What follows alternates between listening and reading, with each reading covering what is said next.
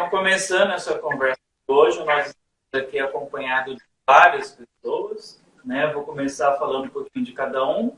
Nós estamos aqui com Celina, Juliana, Regina, Letícia e acompanhando no Insta, André Venancino.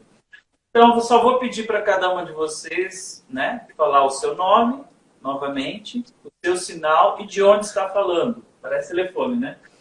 Celina, com você. Meu sinal é esse, CL, e estou morando em Atibaia. Juliana. Estou no Atibaia. Meu sinal é esse. E atualmente, há 2 anos, eu estou morando aqui em Campinas, no interior de São Paulo. Regina. Eu sou a Regina, meu sinal é esse, moro em Guarulhos, São Paulo. Letícia. Meu sinal é assim, é o acento circunflexo desenhado no ar, e eu moro em Floripa. E Andréa. Andréa, São Paulo. Seu sinal. Andréa. Isso. Então, essa conversa que nós vamos ter agora é sobre o intérprete de Libras e como é hoje em dia a dificuldade na contratação desse profissional que ele entende as duas vias, né? O que é isso? Quando ele consegue, né, a pessoa se dando, passar a mensagem em português e vice-versa, né? Ele ouve em português e consegue fazer a sinalização. Muitas pessoas, né, acho que todas vocês também já devem ter ouvido falar, elas chegam e falam, olha, eu consigo sinalizar, eu consigo fazer libras, agora português, a pessoa dá várias desculpas, né? Ah, eu não sei, eu não consigo, eu não me sinto confortável, eu não vou fazer. Agora, se a pessoa ela se coloca como profissional, ela se coloca como intérprete de Libras, por que ela encontra tanta dificuldade assim na hora de ver uma sinalização e transmitir essa informação em português? Porque, pela lógica, a pessoa entende Libras, ela conhece a língua. Então, se ela conhece a língua, independe da modalidade, né? Ela tem acesso às duas. Mas a gente vê que hoje em dia muitas pessoas têm essa dificuldade.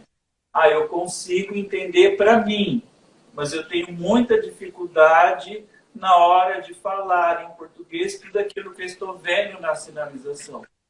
E nós chamamos a Andréa, porque a Andréa trabalha com a ICOM. A ICOM é uma empresa que faz videochamadas para os surdos entram em contato com a ICOM e ele sinaliza e a pessoa que fala, né, ela vai ter que entender o surdo sinalizando, né, ela entende essa modalidade, e quando ela faz a intermediação com uma outra pessoa que fala em português, né, ela vai ter que fazer essa intermediação, então, tanto sinalizar como falar em português. E a André, ela vai poder, nessa conversa, nos passar como que é encontrar esse profissional. Né? Será que é tão fácil? Será que está ficando difícil? Como é nesse percurso? Né? Eu acho que todas vocês já ouviram muito isso. A pessoa fala, não, eu consigo sinalizar, mas em português eu não me sinto à vontade. Né? Acho que vocês já ouviram isso. Muito. Né? Hoje em dia é muito comum. Andréia, você também já ouviu essa frase? Já. Bom dia a todos novamente. E agradecer aí o convite dos colegas aí, de anos, né? É muito gostoso poder ver vocês e saber que ainda estamos no mesmo objetivo de anos atrás, né? De 20 anos atrás, acho, alguma coisa assim, enfim. Bom, eu coordeno hoje o ICOM, né? Hoje na equipe eu tenho 52 intérpretes e mais uma supervisora que também é tradutora e intérprete de Libras. É um grande desafio. O ICOM ele existe já há 6 anos, mas ele teve o seu verdadeiro crescimento quando a gente ganhou a licitação com as operadoras de telefonia, né? A gente atende todas as operadoras, menos a Claro. E então o time começou a fazer um boom, né? E aí as coisas foram mudando. E aí começaram as minhas dificuldades, porque até então o ICOM ele começou com uma equipe de 4 intérpretes, né? Que não tinha sido, porque eu estou desde o início do projeto, do trabalho. Então, quando começou, eu já cheguei como supervisora e já existia um time. E aí as coisas foram se ajustando. No decorrer desses anos, quando a gente ganhou essa licitação, e logo em seguida a gente ganhou também a licitação da Prefeitura de São Paulo, a CIL, o circo começou, né, a gente começou a ter um volume de atendimentos, e as coisas foram aumentando. E isso foi em 2018, em 2017, em 2018, eu já conversava porque assim, o ICOM, ele é um serviço de uma associação, de uma ONG que o objetivo é trabalhar com pessoas com deficiência, dar autonomia e protagonismo a essas pessoas. E a AME, ela contratou uma equipe de desenvolvedores. Então, a plataforma toda do sistema do ICOM para o atendimento de videochamada é muito robusta, enfim. E aí, eu comecei a conversar com um gerente lá de projetos, de novos projetos, e eu disse para ele que eu estava preocupada. Por quê? Como a gente faz, mesmo quando eram com 4 intérpretes, quando tinha uma troca de intérpretes, eu sempre aprendi muito com tudo que a gente viveu e muito com os surdos, então eu sempre existe uma banca de avaliação quando as pessoas vão lá fazer um processo seletivo. Então elas passam pelo processo seletivo com o pessoal de RH, esse trâmite todo normal, né? Inclusive, engraçado, porque ontem eu estava conversando com os representantes das operadoras sobre isso, porque a Anatel, ela quer melhorar essa questão da qualidade do tradutor e intérprete, né? Porque tem algumas operadoras, tem uma operadora, na verdade, que levou nota 0 aí, nesse quesito de qualidade de tradução e interpretação. Isso é muito preocupante. Então, a gente sempre passou pelo processo seletivo comum com a RH e depois os intérpretes, os profissionais candidatos, eles passam por uma avaliação, onde eu faço uma avaliação técnica mesmo, né? Tanto das duas modalidades, a direta e a inversa. Então, tanto do português para Libras, quanto de Libras para português. E é muito punk, né? A gente vê pessoas, às vezes, que falam que tem experiência, que já trabalhou em diversos segmentos, esferas, mas na hora, é óbvio que a gente compreende que tem lá uma pressão, né? Porque tem 2, 3 pessoas te olhando, esperando você fazer a tradução, mas a gente vê o quanto ainda falta de pessoas que possuem técnicas, habilidades, não só linguísticas, esse é um ponto. Uma coisa é as pessoas acharem que sabem Libras, mas a gama linguística, o conhecimento linguístico dela, a gente percebe que é limitado, e desconhecer as competências e habilidades tradutórias, né? Muitas pessoas acreditam que eu tenho um vocabulário, eu tenho um conhecimento de um monte de sinais, de léxicos lá, e aí eu saio produzindo esses sinais, reproduzindo esses sinais em cima de uma língua totalmente linear. E aí é muito complicado, porque a gente faz atendimento no ICOM, tu fala, vou defender o ICOM, mas eu acredito que essas pessoas não deveriam ir para nenhuma área, né? Porque, infelizmente, às vezes a gente escuta assim, você está começando agora, vai para a educação, vai interpretar uma faculdade, uma escola, né? E isso é muito, muito, na minha opinião, é muito perigoso isso, porque na educação o profissional tem que ser muito... Desculpa, vou usar meu linguajar. Tem que ser muito foda, porque para trabalhar na educação são mais barreiras, mais dificuldades, a gente está lidando com uma alfabetização, enfim. E aí, com a gente lida com o atendimento dos surdos em todo o Brasil.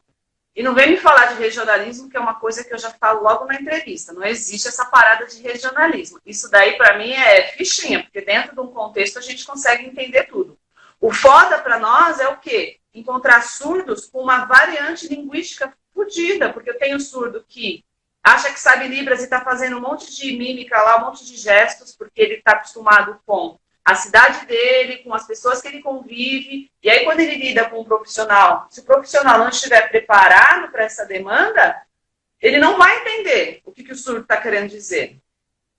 E tem surdos que é super empoderado. Os surdos que ligam lá e já não quer nem dar satisfação do que é a ligação, porque a gente faz intervenções, né? Aí eles já ligam e quer saber o que... Então, assim, eu tenho que ter profissionais com uma puta flexibilidade e conhecimento linguístico e cultural dos surdos. Isso é primordial. Eu preciso de pessoas que conheçam quem é o sujeito surdo, nas suas diferenças, múltiplas diferenças, porque não existe... Só um minuto. Travou. Eu tô vendo vocês, eu tô vendo. Só o Gran Rio que sumiu. Pronto, é que tinha cortado a sua fala. Tá? Então, assim, não existe um sujeito surdo e são todos padronizados. Não existe isso. Então, a gente tem uma variante e isso tem muito a ver com a educação dos surdos, tem a ver com a questão linguística, tem a ver com o desenvolvimento cognitivo, tem a ver com um monte de coisas. E, às vezes, as pessoas vão fazer cursos de Libras, mesmo que façam com professores surdos, eles acabam padronizando aquilo e trazendo aquilo para a sua vida profissional. E quando vai lidar no mercado, é surreal. Tem algumas pessoas que eu vejo que têm muita vontade. E eu percebo que são pessoas super assim, não conhecem, elas não fazem ideia do que é. E a gente lá, eu e a Simone Tretelli, que é a supervisora da equipe, a gente tem essa compaixão, porque eu não posso também, a gente não pode também, eu acho que essas pessoas têm que estudar, têm que buscar formação, elas têm que estar no mercado, porque não tem profissional. E aí a gente mostra para eles o que é a realidade. Para algumas pessoas, quando a gente sente assim, aí a Simone, pode, ou eu falo, vai lá, mostra para ele. E a gente mostra a realidade. Quando as pessoas entram dentro do Central de Libras, da Video Center, e lidam com aquilo, é surreal. É um monte de surdo ligando, um monte de surdos de diversas formas linguísticas, e o tradutor intérprete ele tem que ser muito flexível. Ele não pode exercer uma função, porque o tempo todo a gente está fazendo tradução das duas modalidades. O tempo todo, não existe uma única modalidade. Na verdade, eu acho que a gente exerce... a gente tem que exercer isso com muita confiança para os surdos e para os ouvintes, né? E lembrar, assim, que a gente não é detentor. Lá a gente não é um call center, a gente não atende, faz o atendimento das operadoras, não é isso. O surdo liga lá, a gente liga na operadora, mesmo que a gente saiba que para cancelar, o atendente vai falar para ele, liga no, sei lá, 0800 da vida, sei lá, alguma coisa assim. Mesmo que a gente já sabe isso de cor, a gente não faz esse tipo de intervenção. A gente liga no saque, fica esperando. Agora, principalmente na época de pandemia, esperando horas, né, mais de uma hora, às vezes, muitas das vezes, para falar para o surdo que ele tem que ligar no TTS, por exemplo. Ou seja, é uma mediação mesmo. E você falando, apareceram dois pontos que é importante a gente falar. Primeiro, com relação ao plural, porque todo mundo fala o surdo, e não existe o surdo. São os surdos, né? Porque cada um tem um nível diferente, um cognitivo diferente, uma formação diferente. Então, claro que nesse trabalho a gente vai encontrar N tipos de surdos, né? E o plural também está na comunidade surda, porque não existe a comunidade surda, existem as comunidades surdas. Então, a pessoa ela procura uma comunidade surda, ela aprende línguas de sinais naquela comunidade surda, mas provavelmente uma outra comunidade surda tem alguns sinais diferentes, né? Então, a pessoa precisa participar e sair do seu quadrado, ver o que está acontecendo nas outras comunidades, na própria língua que ela decidiu aprender. Esse é um ponto, né, do plural. E o segundo ponto... Acho que todas já ouviram falar muito, quando a pessoa fala assim, olha, eu não tenho informação, mas tenho conhecimento empírico, né? Que é o conhecimento que a pessoa vai adquirir com o decorrer da vida.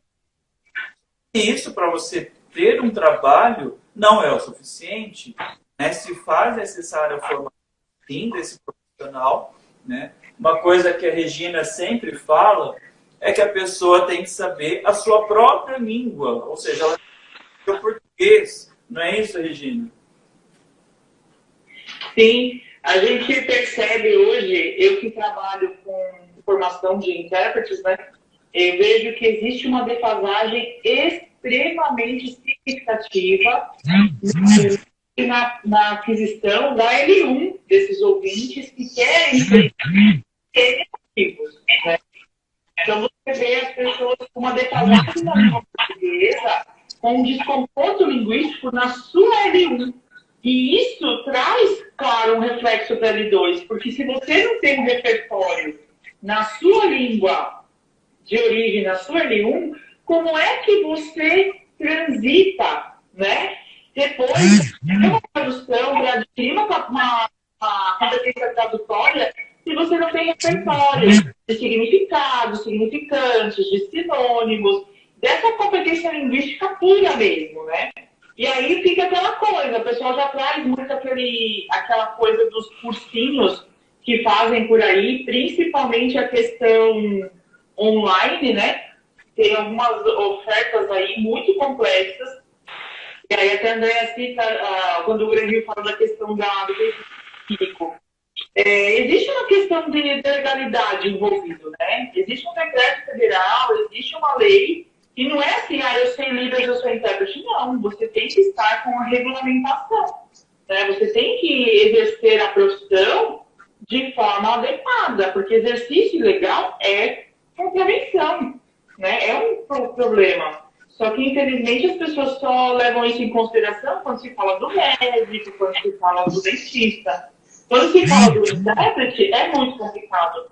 E aí eu queria só retomar uma fala da Andréa, quando ela fala da questão educacional. É criminoso o que tem sido feito na área educacional em relação à língua de sinais, né? Eu tenho uma opinião, para mim isso é um projeto de governo, né? Da gente extinguir a língua de sinais, porque é tão ruim a qualidade dos intérpretes que têm sido oferecidos para os alunos que saem das salas bilíngues, que saem para o Fundamental 2, por exemplo.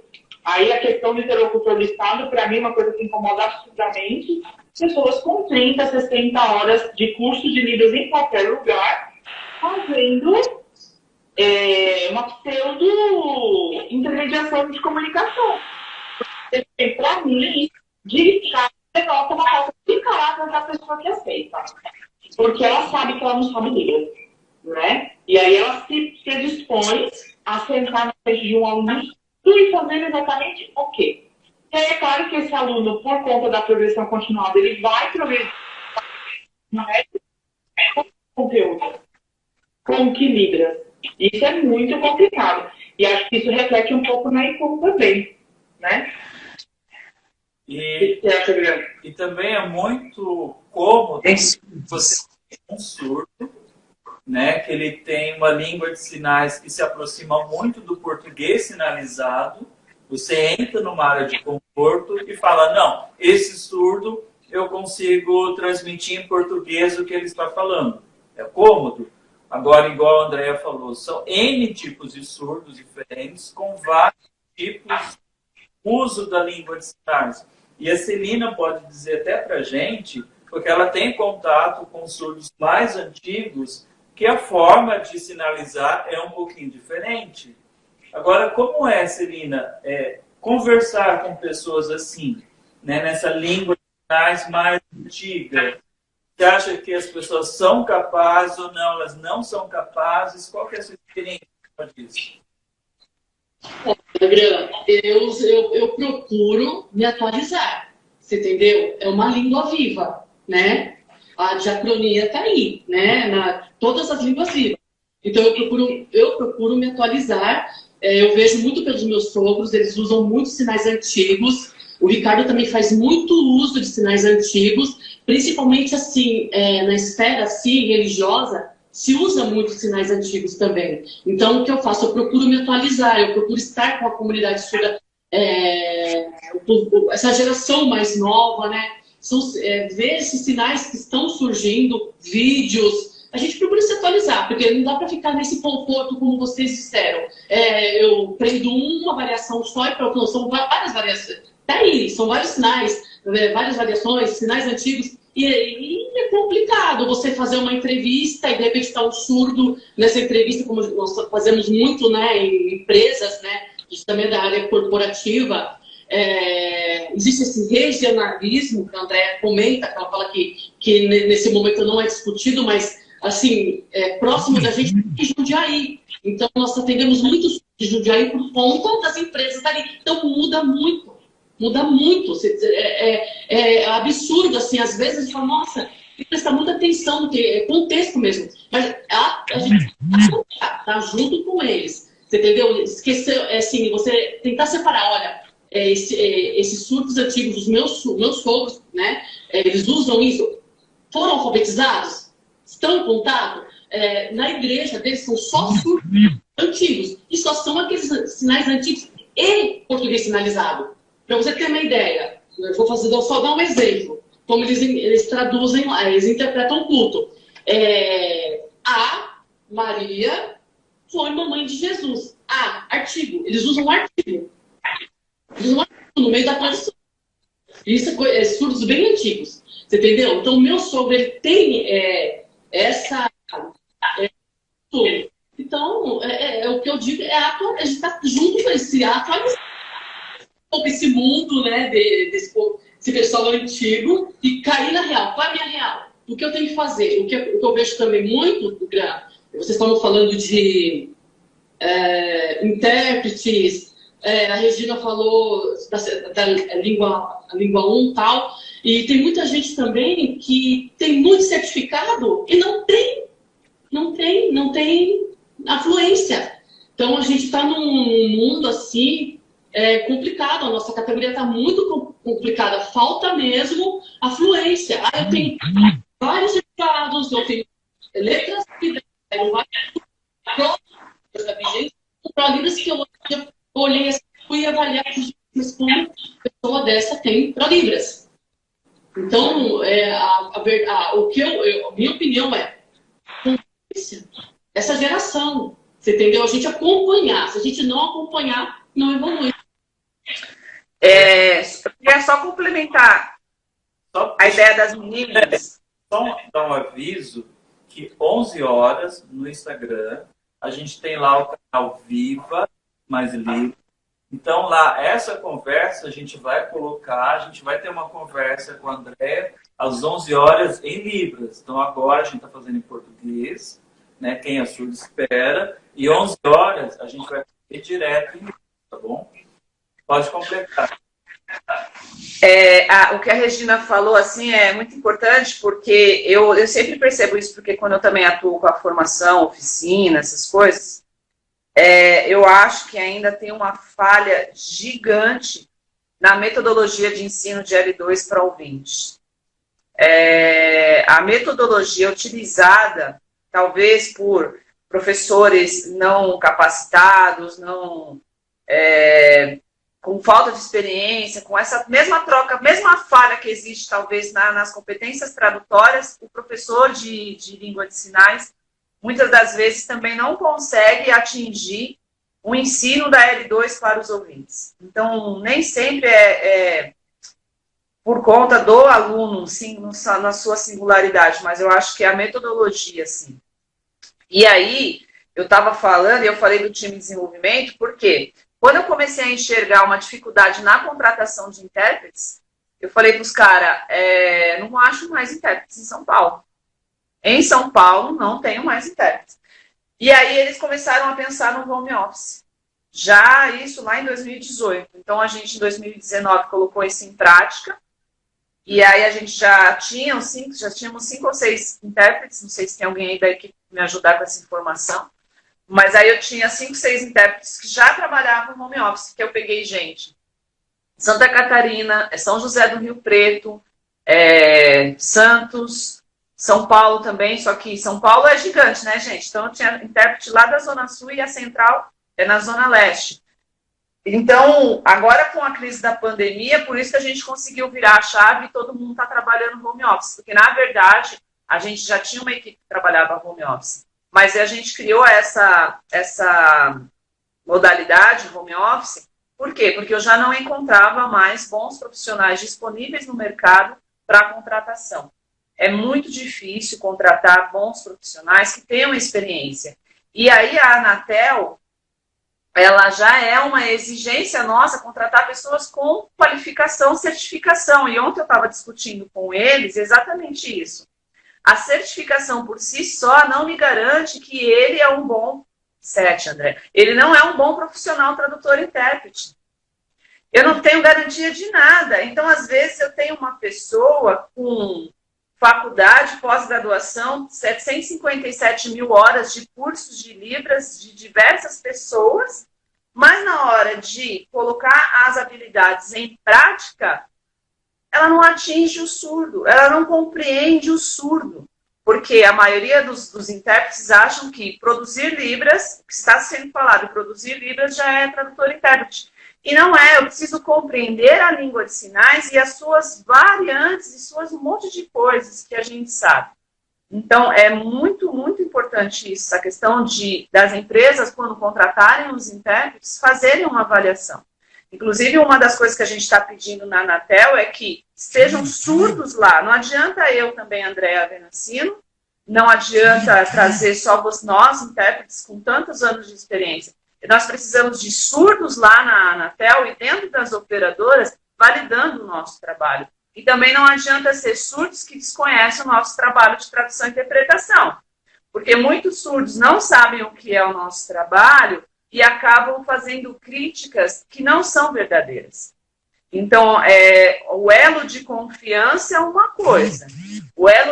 A validação se a pessoa é profissional, independente se ela não frequenta a minha igreja ou a minha comunidade surda, é outra coisa. E, infelizmente, alguns surdos não têm maturidade também para fazer essa separação. Né? É o que eu acho. E também, hoje em dia, elas acreditam o seguinte, que o bom profissional, o bom intérprete, é aquele que está lá na frente, né, tendo uma visibilidade, aquele que faz caras e bocas. Parou as meninas aí, ó. Oi? Parou a televisão das meninas, ó. Ah, tá. Peraí. Voltou. O bom profissional é aquele que faz caras e bocas, o bom profissional é aquele que planta a bananeira lá na frente, ainda mais no universo das lives, ou intérprete de dança. Então a gente tem que deixar claro que não é esse o bom profissional. O bom profissional é que sabe as duas modalidades, né? E a gente sempre fala isso, né? E ela tem a sua opinião, né? Opa! A gente está vendo, né, recentemente, esse boom das lives, e a gente tem visto bastante coisa bacana, claro, mas a gente também tem visto muita coisa que tem gerado vergonha alheia. E ok, o intérprete, por exemplo, atuar nesse contexto, ele ganha visibilidade, faz um trabalho artístico, mas eu estava aqui, enquanto vocês estavam falando, eu estava pensando, né, que grande escola de tradução e interpretação o ICOM está sendo para muitos profissionais. Porque, primeiro que é um trabalho extremamente inovador. Por mais que a pessoa tenha formações, por mais que a pessoa tenha experiência, eu acredito que estar naquele contexto, tendo contato com tantos tipos de surdos, tipos de línguas diferentes, deva estar munindo esses profissionais de experiências, de gabarito linguístico, discursivo, sociocultural, histórico muito grande. E, poxa, mas qual que é o profissional ideal para estar lá? Eu acredito que o ICOM está constituindo também profissionais. É o que uma colega nossa dizia no Letras Libras da formação em serviço. Eu acredito que do início, quando vai haver uma contratação, é óbvio que alguns pré-requisitos precisam ser garantidos para essa contratação, mas a partir do momento que a pessoa entra, ali ela vai desenvolver também novos aprendizados, e a atitude de flexibilidade desse profissional deva ser muito importante. Então, assim, lembrando, né, muitos de nós começamos lá atrás, os contextos de atuação, e a gente vê o que acontece hoje, a gente não imaginava muitas coisas. É claro que não só na nossa profissão, e muitas outras coisas, mas a gente vê hoje o que tem acontecido na nossa profissão, as possibilidades, as oportunidades, os grandes aprendizados, as formações de intérpretes também já estão pensando nisso, pensando em como o mercado hoje está vasto. Mas que bom que temos aí profissionais hoje que estão nessas lideranças, que estão nessas formações, que passaram pelo que passaram lá atrás, alcançaram experiência, estão aí hoje multiplicando esse conhecimento, incentivando e engajando a que novos profissionais cada vez sejam melhores no mercado, atinjam, né, o que eu costumo muito chamar de excelência. Se está na sua mão, vai lá e faz bonito. Exatamente. E também nós temos aqui com a gente a Letícia trabalha na UFSC, né, Universidade Federal de Santa Catarina, e ela participa de bancas de avaliação. Então ela também pode nos dizer, além da Andréia, que trabalha no ICOM, Letícia, da UFSC, como são esses profissionais que estão chegando e como você vê o nível, né, linguístico deles na Libras. Né? Será que é exatamente igual o que a Andréia está falando? Bom, vocês me ouvem bem? Sim. Sim. Bom, o nível dos profissionais que têm chegado na UFSC para as bancas, para se submeter às bancas, né, é um nível bastante alto, bastante elevado. Os cursos da UFSC trazem uma exigência, né, bastante grande. Todo o processo também de escolha dos profissionais, né, na banca é muito criterioso, porque, como já foi mencionado, tem uma importância muito grande de que tenha surdo na banca. Isso é uma exigência que a gente sempre fez. Então, são professores surdos e intérpretes já da casa há muito tempo que atuam nesse processo de seleção. E, como você perguntou do nível dos profissionais, é um nível muito bom, tanto para Libras quanto para a língua portuguesa. Logicamente que existem por aí fora algumas dificuldades, mas a gente vê que as pessoas que se submeteram aos concursos que a gente tem visto são pessoas de excelente qualidade, assim, e que trazem muito desses requisitos que vocês colocam, assim. A questão da língua portuguesa, de ter o domínio, de fato. A convivência com as pessoas surdas também é uma coisa que a gente percebe depois que conhece esses profissionais, né, que foram aprovados, enfim. Andréia, agora você já sabe onde procurar esses profissionais, né? Pega lá o currículo dessas pessoas para ir atrás, porque realmente esse tipo de profissional que a Letícia disse, igual você também mencionou, está em falta. É muito fácil eu sinalizar e não ter ninguém na minha frente para apontar o dedo e falar: você está errado, eu não estou te entendendo, você não é competente. Porque todas vocês, você, Andréia, a gente sabe que antigamente era assim que funcionava. O surdo na nossa frente falava: amigo, eu não estou te entendendo. Então a gente tinha que falar: não, então desculpa, eu vou estudar mais, vou aprender mais para voltar para esse lugar. E hoje é muito fácil a pessoa sinalizar para nada. Né? Ela sinaliza num vídeo, ali na frente dela não tem ninguém para apontar e falar, amigo, isso que você está falando eu não entendo, ou isso que você está falando é um português sinalizado. Isso não existe mais, é muito difícil. Então, olha como faz falta, né? Todos nós já passamos por isso, da pessoa falar, eu não estou te entendendo. E hoje não existe mais isso. Então, psicologicamente, para essas pessoas, elas se acham capazes e competentes, porque não tem aquele feedback naquele exato momento. E para onde isso vai levar? Né? Essa é a questão que fica. Né? Como que a pessoa ela vai entender o quão ela está na Libras? Qual que é o nível linguístico dela? Quem que vai apontar? Né? Algumas de vocês saberiam me dizer? O Gran, lá no ICOM, a gente tem os feedbacks. Então, a gente conversa com os nossos intérpretes. Está sendo bem melhorado, assim, a gente acredita que no próximo semestre vai vir bastante novidade. Mas, assim, a gente tem uma surda hoje fazendo uma avaliação também desses atendimentos, porque as ligações todas são gravadas, então a gente faz feedback, Só que, assim, a nossa preocupação é muito com essa questão linguística mesmo, né? É porque, às vezes, o intérprete demora 5 minutos para entender o que daria para ele resolver em, tipo, 3 minutos, saca? Então, assim,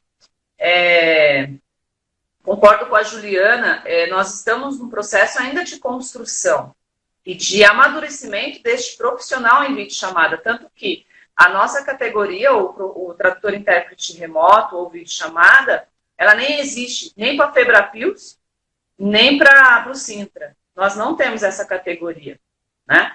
Então, ninguém se preocupou ainda, mas assim, nós temos todos os documentos, questão de ergonomia muito pesados. Então, assim, a profissão tradutor-intérprete, a questão linguística e competência tradutória é só um dos pré-requisitos para você ser profissional tradutor-intérprete. A gente tem que ter equilíbrio emocional muito grande para lidar com as circunstâncias também, lidar com os atendimentos, quando fala-se de atendimento comunitário, por exemplo. A surda dentro do mercado de trabalho, né? A gente tinha pequenos encontros, hoje não existe mais nem shopping, não tem essa de, onde que eu vejo os surdos? No shopping? Não tem, porque os surdos estão na sociedade. E é muito diferente o cenário. E os intérpretes, isso é uma das coisas que eu trabalho muito na minha formação, é receber feedback. Porque as pessoas, os intérpretes não sabem receber feedbacks e digerir aquilo e ressignificar o feedback. Eles levam aquilo tudo muito como pessoal. E não é isso. Às vezes a pessoa acha que só porque você tem muitos anos de experiência, você é coordenador. Não é nada disso, caralho. É porque para mim funcionou. E vai funcionar, porque a gente reflete sobre o nosso trabalho. E nada melhor do que refletir sobre o nosso trabalho. Isso é muito importante para a gente exercer a nossa profissão com profissionalismo, que é o que falta, infelizmente, na maioria dos intérpretes. Só fazer rapidinho um adendo com relação aos intérpretes de live, eu acho que é tudo muito novo. As pessoas não estão sabendo trabalhar. Trabalhar com arte... além de tradução, é igual o pedagógico, o intérprete da área educacional. É uma coisa, você tem que estar ligado na pedagogia. E o artístico, cara, você tem que ser artista também. Porque não dá para só ir lá e traduzir, né? É além de, que a gente tem que passar emoção, sentimento. E eu não estou falando nem de ritmo, nem de rima, nem de porra nenhuma. Eu estou falando de passar emoção, sentimento. Que ainda é uma coisa que eu acredito que está em construção, porque a gente tem bons profissionais nessa área. O que falta é estimulá-los e eles encontrar um bom caminho, até mesmo para fazer isso aqui, que eu não consigo pensar em português. Realmente, assim, a gente sempre fala que tudo é muito novo, né? Lives é uma coisa que a gente nem imaginava que teria e hoje é a coisa mais comum. Né? E os profissionais, né? Como que a gente trabalha esses profissionais para atuar nessa área? Né? Home office, né? O ICOM está fazendo já esse trabalho que agora a gente está aprendendo a fazer, porque não tem mais eventos para o profissional estar, né? E atuando, fazer a casa, como que eu preparo a minha casa para que eu possa fazer uma gravação, enviar a minha imagem. Então, tudo é muito novo para todos nós. Então, por isso que é importante essa conversa que nós estamos tendo, para que a gente amplie o conhecimento, e o que é mais importante, que as coisas fiquem registradas. Porque eu sempre falo que tudo fica aqui, registrado na nossa mente, mas não traz para o mundo. Então, nós temos sim que trazer para o mundo essas conversas, né, para a gente poder refletir em tudo isso que está acontecendo. Nós estamos programando, eu conversei com a Regina, da gente programar também isso que você falou, uma conversa com psicóloga, né, para que a gente possa entender como que o intérprete lida, né, com essa situação, como que ele pode externar aquele sentimento, que muito intérprete precisa, sim, de terapia, precisa, sim, do espaço para que ele possa colocar para fora tudo que ele passa. Que eu sempre falo que nem sempre a nossa família entende o nosso trabalho. Então, se a gente não pode conversar tudo com a nossa família, a gente vai conversar com quem? Então, a gente precisa, sim, do espaço de diálogo. A gente vai fazer uma conversa falando sobre isso. Eu acho até que deu tempo já, porque a gente vai falando, e quando a gente vê, já deu essa 1 hora, né? Que é uma hora tão preciosa. Alguém quer dizer mais alguma coisa? Quer fazer mais uma pontuação? Eu. Vamos lá, Regina. Vamos por ordem. A Ju vai me substituir. Deixa eu te falar uma coisa, André. É muito complicado essa questão do atendimento do ICOM. Eu percebo que existe uma gama de atendimentos muito ampla. E isso competência referencial, que muitas vezes a gente fala, né? Aquela coisa da competência referencial é muito complicado, porque o intérprete que está ali na ICOM, ele passa por N assuntos, desde a violência ao atendimento em banco, todas aquelas questões, né? E isso se torna muito complicado para o intérprete fazer sem estar realmente conhecendo os dois da língua, tanto a língua portuguesa quanto da Libra. E aí, como que você percebe isso, né? Essa questão dessas interpretações tão variáveis? Porque, por exemplo, você falou da questão da maturidade do surdo. Eu achei perfeito isso. Eu vi uma campanha do surdo de trabalharem a ICOM por conta das operadoras. Eu achei isso de uma violência muito grande, né? Eu acredito sim que esse atendimento precisa ser melhorado, até por conta de uma teimosia das operadoras. E a gente sabe que o mundo corporativo é muito resistente à questão da acessibilidade, né? Mas eu vejo os surdos pedindo para ir na Anatel denunciar a ICOM. Gente, é surreal. E eu queria que você falasse um pouco disso para a gente, como que vocês conseguem, né, transitar nisso. Rapidinho, por causa do tempo. A gente realmente, agora, por conta da pandemia, a gente está vivenciando um colapso também na questão dos atendimentos. Mas o que os surdos não sabem é que isso está acontecendo para qualquer central de atendimento. Se a gente hoje for tentar ligar qualquer saque de qualquer serviço, não é só operadora, não. Está um caos. E isso reflete com os surdos também, porque lá a gente liga para todas elas. Então, assim, está um caos de atendimento. Com relação a skills, que a gente fala da questão da diversidade de atendimentos, o pessoal de tecnologia já vem conversando, a gente pensa já, inclusive até estudo aí para doutorado, mestrado, para quem quiser aí, porque quem já me conhece sabe que eu não gosto de estudar muito essas coisas. A gente está falando de uma URA inteligente, a gente está falando de inteligência artificial, a gente entende que se tiver uma URA inteligente que lá, mesmo que seja um avatar, vai falar com o surdo. Aí o surdo vai falar, eu quero ligar para pedir pizza. Aí a gente vai mandar para um time de skill 3. É atendimento para falar com um advogado, para conversar com um advogado sobre o meu processo. Opa, segue para outro.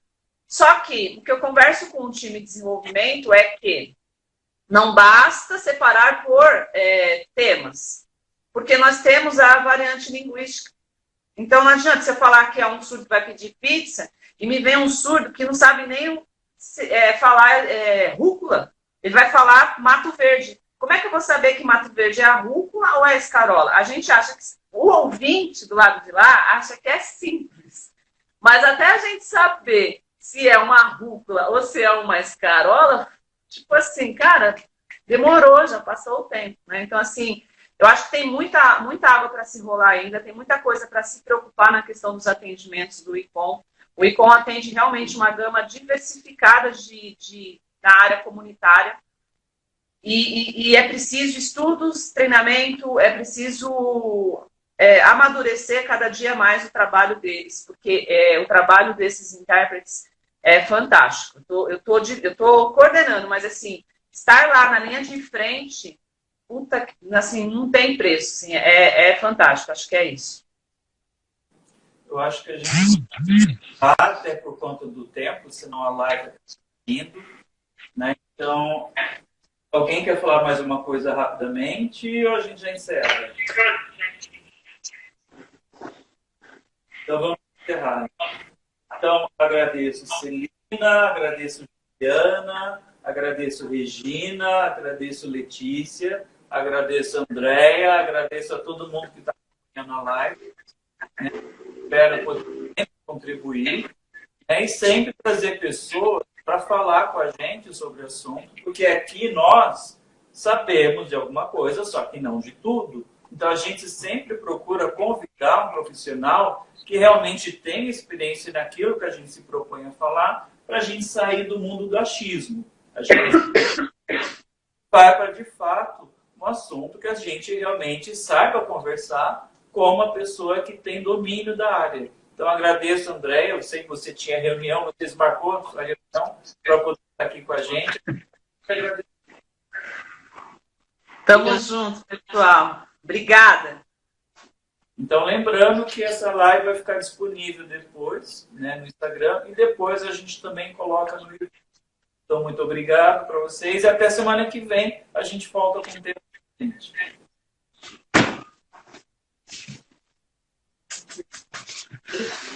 Beleza, né? É ruim falar, né? Mas a gente está velho. Então, assim, lá atrás era tudo muito diferente. A gente não tinha essa vasta comunidade surda dentro do mercado de trabalho, né? A gente tinha pequenos encontros. Hoje não existe mais nem shopping. Não tem essa de, onde que eu vejo os surdos? No shopping? Não tem, porque os surdos estão na sociedade.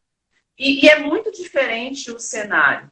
E os intérpretes, isso é uma das coisas que eu trabalho muito na minha formação, é receber feedback.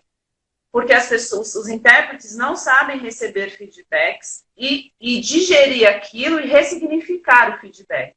Eles levam aquilo tudo muito como pessoal. E não é isso. Às vezes a pessoa acha que só porque você tem muitos anos de experiência, você é coordenador. Não é nada disso, caralho. É porque para mim funcionou. E vai funcionar, porque a gente reflete sobre o nosso trabalho. E nada melhor do que refletir sobre o nosso trabalho. Isso é muito importante para a gente exercer a nossa profissão com profissionalismo, que é o que falta, infelizmente, na maioria dos intérpretes.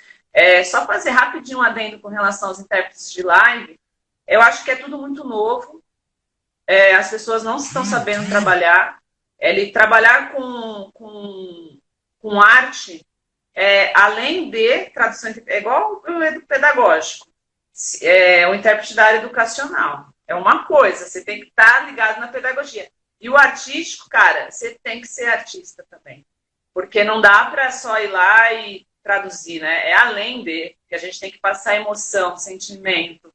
E eu não estou falando nem de ritmo, nem de rima, nem de porra nenhuma. Eu estou falando de passar emoção, sentimento. Que ainda é uma coisa que eu acredito que está em construção. Porque a gente tem bons profissionais nessa área. O que falta é estimulá-los e eles encontrar um bom caminho, até mesmo para fazer isso aqui que eu não consigo pensar em português.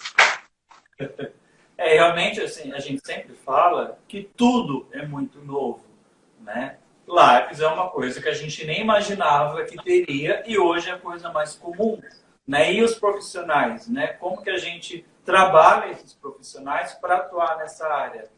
Né, home office, né, o ICOM está fazendo já esse trabalho que agora a gente está aprendendo a fazer, porque não tem mais eventos para o profissional estar, né, atuando, fazer a sua casa, como que eu preparo a minha casa para que eu possa fazer uma gravação, enviar a minha imagem. Então, tudo é muito novo para todos nós.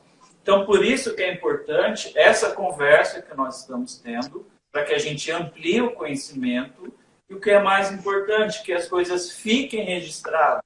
Porque eu sempre falo que tudo fica aqui, registrado na nossa mente, mas não traz para o mundo. Então, nós temos sim que trazer para o mundo essas conversas, né, para a gente poder refletir em tudo isso que está acontecendo. Nós estamos programando, eu conversei com a Regina, da gente programar também isso que você falou, uma conversa com psicóloga, né, para que a gente possa entender como que o intérprete lida, né, com essa situação, como que ele pode externar aquele sentimento, que muito intérprete precisa, sim, de terapia, precisa, sim, do espaço para que ele possa colocar para fora tudo que ele passa. Que eu sempre falo que nem sempre a nossa família entende o nosso trabalho. Então, se a gente pode conversar tudo com a nossa família, a gente vai conversar com quem? Então, a gente precisa, sim, do espaço de diálogo. A gente vai fazer uma conversa falando sobre isso. Eu acho até que deu tempo já, porque a gente vai falando, e quando a gente vê, já deu essa 1 hora, né? Que é uma hora tão preciosa. Alguém quer dizer mais alguma coisa? Quer fazer mais uma pontuação? Eu. Vamos lá, Regina. Vamos por ordem. A Ju vai me substituir. Deixa eu te falar uma coisa, André. É muito complicado essa questão do atendimento do ICOM. Eu percebo que existe uma gama de atendimentos muito ampla. E isso atenção referencial, que muitas vezes a gente fala, né? Aquela coisa da competência referencial é muito complicado, porque o intérprete que está ali na ICOM, ele passa por N assuntos, desde a violência ao atendimento em banco, todas aquelas questões, né? E isso se torna muito complicado para o intérprete fazer sem estar realmente conhecendo os dois da língua, tanto a língua portuguesa quanto da Libra. E aí, como que você percebe isso, né? Essa questão dessas interpretações tão variáveis? Porque, por exemplo, você falou da questão da maturidade do surdo. Eu achei perfeito isso.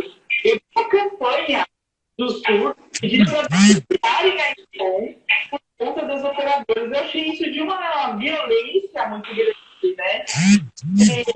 Eu acredito sim que esse atendimento precisa ser melhorado, até por conta de uma teimosia das operadoras. E a gente sabe que o mundo corporativo é muito resistente à questão da acessibilidade, né? Mas eu vejo os surdos pedindo para ir na Anatel denunciar a ICOM. Gente, é surreal. E eu queria que você falasse um pouco disso para a gente, como que vocês conseguem, né, transitar nisso. Rapidinho, por causa do tempo. A gente realmente, agora, por conta da pandemia, a gente está vivenciando um colapso também na questão dos atendimentos. Mas o que os surdos não sabem é que isso está acontecendo para qualquer central de atendimento. Se a gente hoje for tentar ligar qualquer saque de qualquer serviço, não é só operadora, não. Está um caos. E isso reflete com os surdos também, porque lá a gente liga para todas elas. Então, assim, está um caos de atendimento. Com relação a skills, que a gente fala da questão da diversidade de atendimentos, o pessoal de tecnologia já vem conversando, a gente pensa já, inclusive até estudo aí para doutorado, mestrado, para quem quiser aí, porque quem já me conhece sabe que eu não gosto de estudar muito essas coisas. A gente está falando de uma URA inteligente, a gente está falando de inteligência artificial, a gente entende que se tiver uma URA inteligente que lá, mesmo que seja um avatar, vai falar com o surdo. Aí o surdo vai falar, eu quero ligar para pedir pizza. Aí a gente vai mandar para um time de skill 3. É atendimento para falar com um advogado, para conversar com um advogado sobre o meu processo. Opa, segue para outro. Só que o que eu converso com o time de desenvolvimento é que não basta separar por temas. porque nós temos a variante linguística. Então, não adianta você falar que é um surdo que vai pedir pizza e me vem um surdo que não sabe nem falar rúcula. Ele vai falar Mato Verde. Como é que eu vou saber que Mato Verde é a rúcula ou é a escarola? A gente acha que o ouvinte do lado de lá acha que é simples. Mas até a gente saber se é uma rúcula ou se é uma escarola, tipo assim, cara, demorou, já passou o tempo, né? Então, assim, eu acho que tem muita água para se rolar ainda, tem muita coisa para se preocupar na questão dos atendimentos do ICOM. O ICOM atende realmente uma gama diversificada na área comunitária. E é preciso estudos, treinamento, é preciso amadurecer cada dia mais o trabalho deles, porque o trabalho desses intérpretes é fantástico. Eu tô coordenando, mas assim, estar lá na linha de frente, puta, assim, não tem preço, assim, é fantástico, acho que é isso. Eu acho que a gente até por conta do tempo, senão a live está indo, né? Então, alguém quer falar mais uma coisa rapidamente ou a gente já encerra? Então vamos encerrar. Então, agradeço Celina, agradeço Juliana, agradeço Regina, agradeço Letícia, agradeço Andréia, agradeço a todo mundo que está acompanhando a live. Né? Espero poder contribuir, né? E sempre trazer pessoas para falar com a gente sobre o assunto, porque aqui nós sabemos de alguma coisa, só que não de tudo. Então a gente sempre procura convidar um profissional que realmente tem experiência naquilo que a gente se propõe a falar, para a gente sair do mundo do achismo. A gente vai para, de fato, um assunto que a gente realmente saiba conversar com uma pessoa que tem domínio da área. Então, agradeço, André. Eu sei que você tinha reunião, você marcou a sua reunião para poder estar aqui com a gente. Tamo junto, pessoal. Obrigada. Então, lembrando que essa live vai ficar disponível depois, né, no Instagram, e depois a gente também coloca no YouTube. Então, muito obrigado para vocês e até semana que vem a gente volta com um tema diferente.